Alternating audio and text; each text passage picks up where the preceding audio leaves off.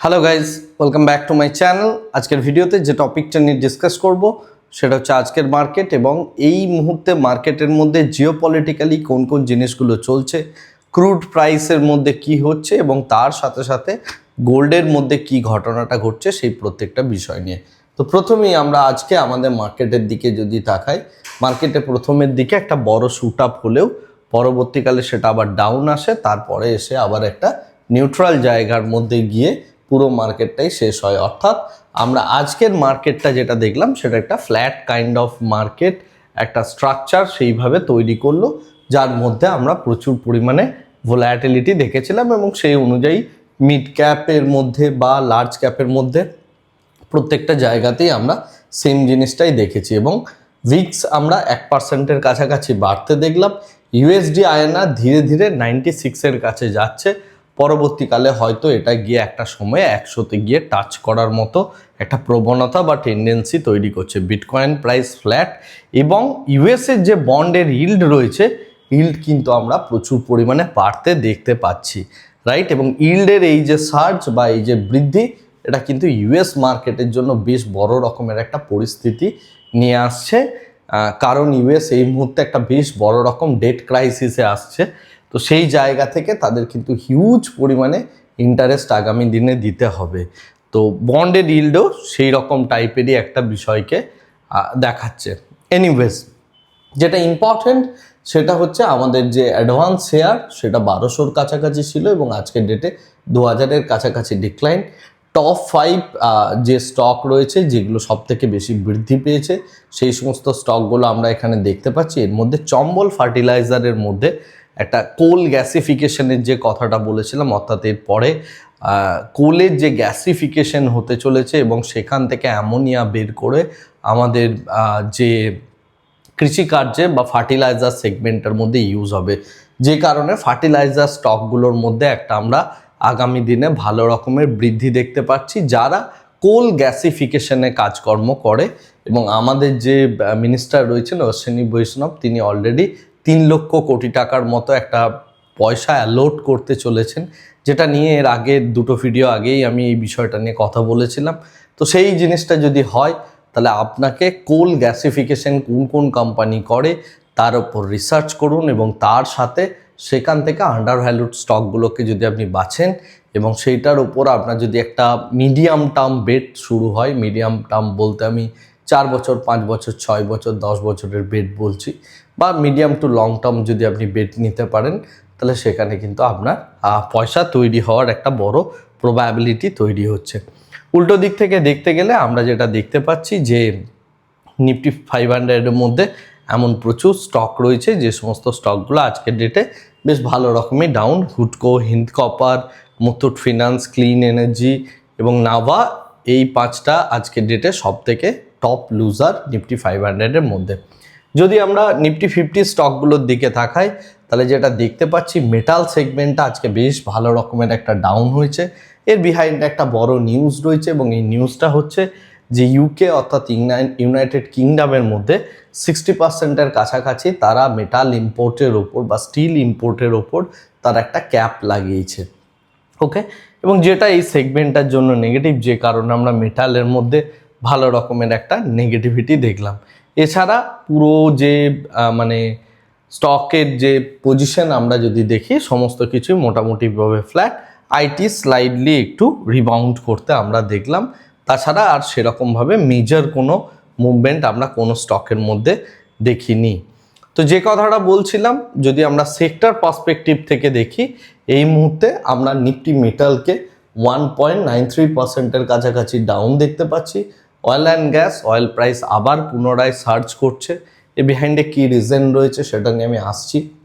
তো 1.67%-এর কাছাকাছি অয়েল প্রাইসকেও বাড়তে দেখলাম এবং তার সাথে আমরা নিফটি রিয়েলিটিকেও ফল করতে দেখলাম এবং পিএসইউ ব্যাংককেও ফল করতে দেখলাম। তো এই সমস্ত সেক্টরগুলোর মধ্যে আজকের ডেটে মেজর একটা পতন দেখেছি। উল্টো দিক থেকে দেখতে গেলে নিফটি আইটির মধ্যে 1.3%-এর কাছাকাছি একটা আপ মুভমেন্ট আমরা লক্ষ্য করলাম। তো যাই হোক, গ্লোবালি মার্কেটের যে সিচুয়েশন, ডোনাল্ড ট্রাম্পের এই যে ভিজিট, এই ভিজিটের পরে ইরানের তরফ থেকে নতুন করে বক্তব্য উঠে এসছে, তারা ইউরেনিয়াম রিলেটেড কোনো ডিলই বা কোনো রকম কথাবার্তা তারা বলেনি, এবং ডোনাল্ড ট্রাম্প উল্টো দিক থেকে বলছেন এরপরে আমার আর পেশেন্সের টেস্ট নিও না তোমরা, হ্যাঁ, কারণ আমি অনেক পেশেন্স দেখিয়েছি ইরানের ওপর, এবং এই পুরো বিষয়টাই আবার নতুনভাবে এসকালেট করতে শুরু করেছে।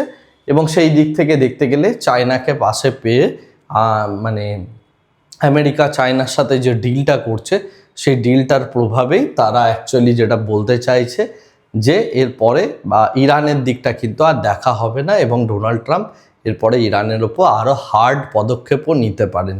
তো এই আউটলুকটা আসার সাথে সাথেই ক্রুড অয়েল প্রাইস সার্চ করছে বা বাড়ছে, এবং তার সাথে দেখতে গেলে গ্লোবাল মার্কেট পুরোপুরিভাবে ডাউন।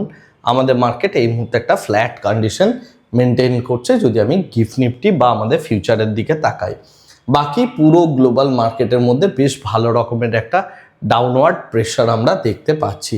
এই ডাউনওয়ার্ড প্রেশারটা আসছে একটা জায়গা থেকেই, সেটা হচ্ছে ক্রুড অয়েল।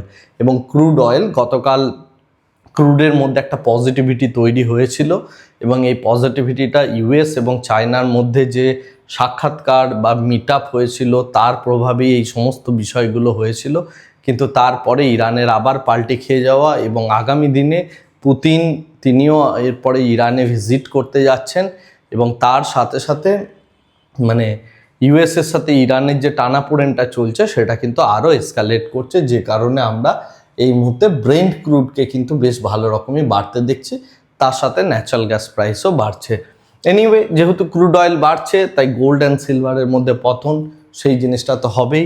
তো এই জায়গায় যে কথাটা আমি বারবার বলি, পেয়ার ট্রেডিং এই জায়গাটায় ভালো পয়সা দিতে পারে। তো সেই রকমই একটা সিনারিও এখানে আমরা দেখতে পাচ্ছি, এবং কপার প্রাইসের মধ্যে ড্রাস্টিক্যালি একটা ফল দেখলাম, যে কারণে আমরা আজকের ডেটে হিন্দ কপারের মতো স্টককেও নিফটি 500-এর মধ্যে সবথেকে টপ লুজার পজিশনে আসতে দেখলাম। এনিওয়ে, যেটা ইম্পর্টেন্ট, জিঙ্ক প্রাইসও ডাউন, এবং তার সাথে অ্যালুমিনিয়ামে ডাউন। তো টোটাল গ্লোবালি বেস মেটাল স্ট্রাকচারটাই যেহেতু ডাউন, তাই মেটালের মধ্যে আমরা কিন্তু ভালো রকমের আজকের ডেটে একটা পতন লক্ষ্য করলাম।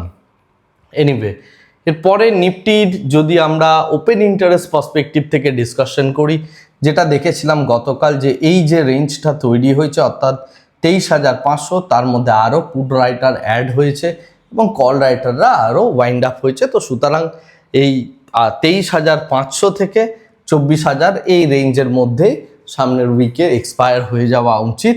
দেখা যাক এই উইকেন্ডের মধ্যে কিছুটা পরিমাণ থিটাডিকে আমরা এখান থেকে পাবো, এবং তার পরবর্তীকালে গিয়ে সোমবার দিনে যদি নতুন কোনো ফ্রেশ স্ট্রাকচার বা আউটলুক তৈরি হয়, তাহলে আমরা এই যে দুটো স্ট্রাইক প্রাইস আছে এই স্ট্রাইক প্রাইস দুটোর মধ্যে কি ঘটনাটা ঘটছে দেখে আমরা ফ্রেশ বেট নিতে পারি। যাই হোক, এটাই হচ্ছে আপাত দৃষ্টিতে দেখতে গেলে নিফটির মধ্যে সিনারিও। এরপরে আমি আসছি গ্লোবাল মার্কেট রিলেটেড কয়েকটা ইম্পর্টেন্ট নিউজ নিয়ে। তো প্রথম কথা হচ্ছে আমাদের প্রাইম মিনিস্টার তিনি ইউএই ভিজিট করছেন, এবং তার সাথে তিনি আরও 5টা আলাদা আলাদা কান্ট্রিকে তিনি ভিজিট করতে চলেছেন। ইউএই ভিজিটের পর তিনি সোজা চলে যাচ্ছেন নেদারল্যান্ডে। তো ইউএই ভিজিটের প্রভাবে যে জায়গাটা দেখা যাচ্ছে একটা ভালো ডিল ইন্ডিয়া পাচ্ছে, এবং সেই ডিলটা হচ্ছে $5 বিলিয়ন একটা ডিল ইন্ডিয়া পাচ্ছে ইউএই থেকে, যেটা তারা ইনফ্রাস্ট্রাকচার খাতে খরচা করবে, এবং তার সাথে আরবিএল ব্যাংক এবং সম্মান ক্যাপিটাল এই দুটো যে ফাইন্যান্সিয়াল অর্গানাইজেশন রয়েছে এই দুটো ব্যাংকের মধ্যে, এবং মানে ফাইন্যান্স এনবিএফসি, সম্মান ক্যাপিটাল এনবিএফসিস এবং আরবিএল ব্যাংক একটা বড় প্রাইভেট ব্যাংক। তো এই দুটো জায়গাতেই তারা ইনভেস্টমেন্টটা করতে চলেছে। আমি এখানে কোনো রেকমেন্ডেশন দিচ্ছি না যে এইগুলো আপনি বাই করে নিন বা সেল করে দিন, এরকম কোনো রেকমেন্ডেশন নেই। আপনি ভ্যালুয়েশন চেক করে যদি আপনার মনে হয় তাহলে সেক্ষেত্রে আপনি আপনার মতো করে বেট নেবেন। এনিওয়ে, ইন্ডিয়ার যে ফরেক্স রিজার্ভ সেটা সামান্য পরিমাণ $6.2 বিলিয়ন কাছাকাছি বেড়েছে। আমাদের এক্সপেকটেশন ছিল এটা কমবে, কিন্তু সেই জায়গা থেকে দেখতে গেলে এই ফরেক্স রিজার্ভকে আমরা বাড়তে দেখলাম। এর সাথে সাথে অয়েল প্রাইস, ইন্ডিয়ার মার্কেটের মধ্যে অয়েল প্রাইস কিন্তু বাড়লো, কারণ গভর্নমেন্ট 3 টাকা পার লিটার হিসাবে বাড়িয়েছে। আরও এই জায়গা থেকে 16% ইনক্রিজ হওয়ার একটা প্রবাবিলিটি বা চান্সেস উঠে আসছে, যেটা হয়তো গভর্নমেন্ট ধীরে ধীরে করতে চলেছে। গভর্নমেন্ট এক্ষেত্রে কিছুটা পরিমাণ টাইম বাই করছে, যাতে মিডল ইস্টে যে প্রবলেমটা চলছে সেটা যদি কিছুটা রিজলভ হয়ে যায়, তাহলে এই 60% যে রাইজ হওয়ার কথা সেই বিষয়টা করতে হবে না। আদারওয়াইজ গভর্নমেন্ট আগামী দিনে কিন্তু 16% অয়েল প্রাইসকে বাড়াতে চলেছে। এনিওয়েজ, যে কথাটা বলছিলাম, ইউকের স্টিলের যে ডিম্যান্ড, সেখানে তারা একটা নতুন রুল এনেছে যে 60%-এর কাছাকাছি তারা তাদের ইম্পোর্ট কাট করতে চলেছে, অর্থাৎ ম্যাক্সিমাম যা এখনকার দিনে ইম্পোর্ট করে তার থেকে আরও 60% কমাতে চলেছে, যে কারণে মেটালের মধ্যে আমরা এই পতনটা লক্ষ্য করলাম। Last but not the least, সেই একই জিনিস চর্বিত চর্পণ, যেটা হচ্ছে অয়েল প্রাইস সার্চ করছে এবং যেটা জিওপলিটিক্যাল টেনশন, স্ট্রেট অফ হরমুজকে কেন্দ্র করে প্রেসিডেন্ট ট্রাম্পের যে বক্তব্য উঠে এসছে সেই জিনিসগুলো নিয়েই দেখা যাচ্ছে। তো এই মুহূর্তে আমাদের যেটার দিকে লক্ষ্য রাখতে হবে, গ্লোবাল মার্কেট যেহেতু ডাউন, অয়েল প্রাইস বাড়ছে, সুতরাং পুনরায় আগের যে টেনশনের মুহূর্তটা ছিল সেই জায়গাটাই এখনও কিন্তু মার্কেটের মধ্যে বজায় রয়েছে। তো সেই জায়গাটাকে কীরকমভাবে মার্কেট দেখছে বা গ্লোবাল মার্কেট দেখছে, তার সাথে ইরান কিভাবে এই স্ট্রেট অফ হরমুজকে আদৌ খুলে দিল কিনা, সেই জায়গাটার দিকেই আমাদের নজর রাখতে হবে, কারণ এটাই হচ্ছে এই মুহূর্তের সবথেকে বড় এবং ইম্পর্টেন্ট জায়গা।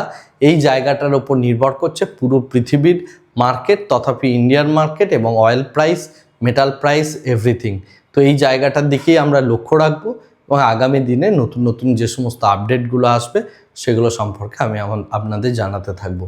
আজকের ভিডিওটাকে আর এর থেকে বেশি দীর্ঘায়িত করছি না, ভিডিওটাকে এই জায়গাতেই স্টপ করছি।